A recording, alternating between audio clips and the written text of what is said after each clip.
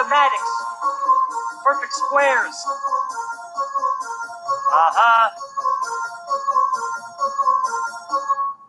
Let's go. I know you are looking around everywhere, looking for some perfect squares. I'm knowledgeable in many things.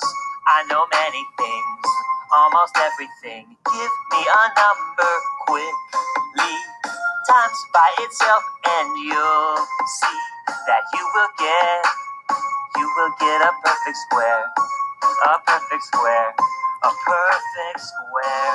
So you want to play? All right.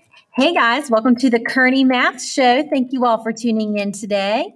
Hope you like my jam. I've just been jamming out over here to the Perfect Square song. So it gets me super pumped up, and I just want to give it a chance to say the first 15 perfect squares. So you ready? Here it goes. Miss Kearney's first 15 perfect squares. Starting in 3, 2, 1. Go. 1, 4, 9, 16, 25, 36, 49, 64, 81, 100, 121, 144, 169, 196, 225. Whew. All right. I hope you guys have been practicing. So today, thank you all for tuning in. Today's episode is going to feature estimating square roots. So we've talked about square roots. We've talked about cube roots. And now we're going to talk about those really crazy things that may not be so perfect. We've talked about perfect squares and perfect cubes. So what happens when you have something that's not perfect? So take just a minute, go ahead and write your entry number at the top. So today's entry number is entry number 4. And after you get done with that, go ahead and read your learning goal for today.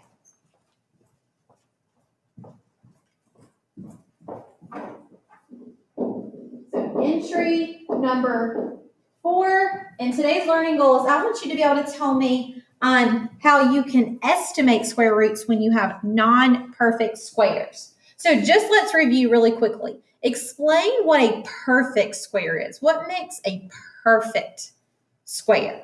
So thinking back to what we've been talking about. Okay, so a perfect square is a number that has two identical integer, so that's the key word there, factors. Okay, and the key word there is integer factors, because there are lots of numbers that have two identical factors, but the key word is integer. That means the two factors have to be whole numbers. And we've talked about that perfect squares represent the area of a square whose two side lengths are whole numbers. So using that theory, that having two identical integer factors, what do you think a non-perfect square is? You're exactly right. It's a number that does not have two integer factors. So a number that does not have two identical, keyword again, integer factors. Okay? For example, 64 is a perfect square because we can say 8 times 8 gives us 64. So what if you perhaps consider 61? Can you think of two integer factors, identical integer factors that would give you 61?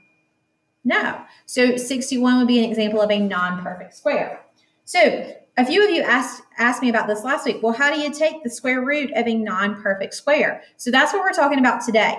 But before we do anything, I want you to take just a minute and I want you to pause the video and I want you to fill in this chart, okay? I don't think that I need to take time to fill it in with you because you guys can do that. All you're doing is you're listing the first 15 perfect squares, so 1, 4, 9, 16, and then you're finding the square root of it. So the square root of 1 is 1, square root of 4 is 2, square root of 9 is 3, so on and so forth. So pause the video and go ahead and fill in that chart because that's going to be super important when we're trying to estimate later, okay? So pause the video.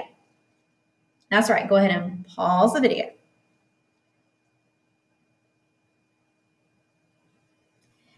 And we're back. So hopefully at this point, you all have filled in your chart and it's completely filled in.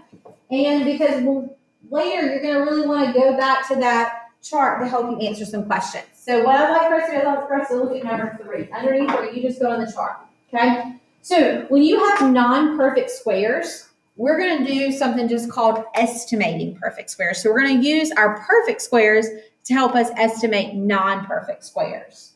So you can approximate the value of a non-perfect square using what you know about perfect squares. For example, the number 65. 65 is a non-perfect square because we can't think of two identical integer factors to give me 65. So what I want to think of is 65 going back up to my chart up here. I want to look at my chart and I want to figure out what two perfect squares does 65 fall in between. And 65, if I look back up here, 65 falls in between 49, between 64 and 81. Okay, so my two perfect squares that 65 falls in between is 64 and 81. So if I wanted to estimate, I could find the square roots of them, which the square root of 64 using my chart is 8, square root of 81 is 9. So then using that, knowing that, between which two integers would you find the square root of 65? So that means the square root of 65 has got to be somewhere in between 8 and 9. Okay? Now, the next step. Approximate, so here I am, approximate the square root of 65 to the nearest tenth, then check your answer with a calculator.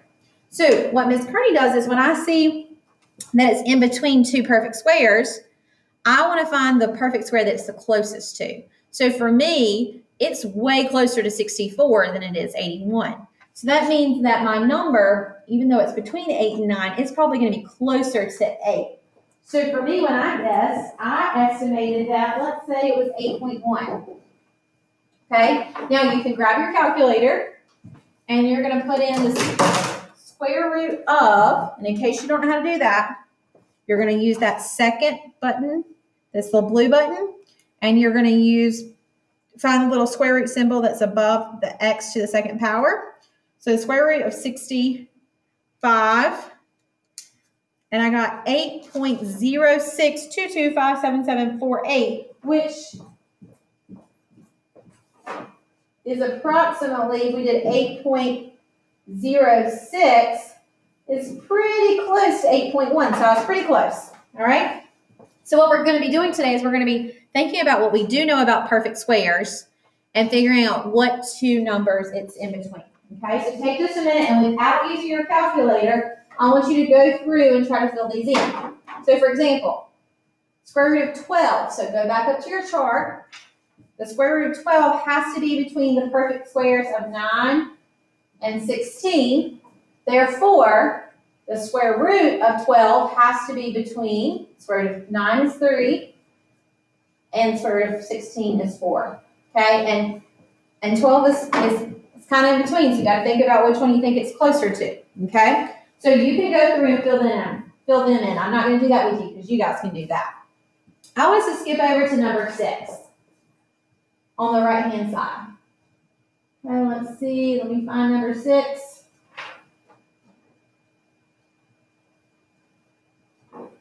Where are you, number 6? Oh, there it is. Okay, so it says, Tricia estimates that the square root of 85 is about 8. Do you agree or disagree? So I'm on number 6. Okay, so let's take a minute. Square root of 85, what is that in between? What two perfect squares is that in between? I know it's between square root of 81 and the square root of 100. And so the square root of 81 is 9, and the square root of 100 is 10. So it's got to be between 9 and 10. Now, Tricia has estimated that it is 8. Do you agree or disagree? Well, clearly, it's got to be between 9 and 10, and 8 is not between. So we would say disagree, and we would explain that it would need to be, square root of 85 would be between 9, and 10. Okay? So, just to recap, what we've talked about today is, up until this point, we've talked about all perfect squares and perfect cubes that have two identical integer factors.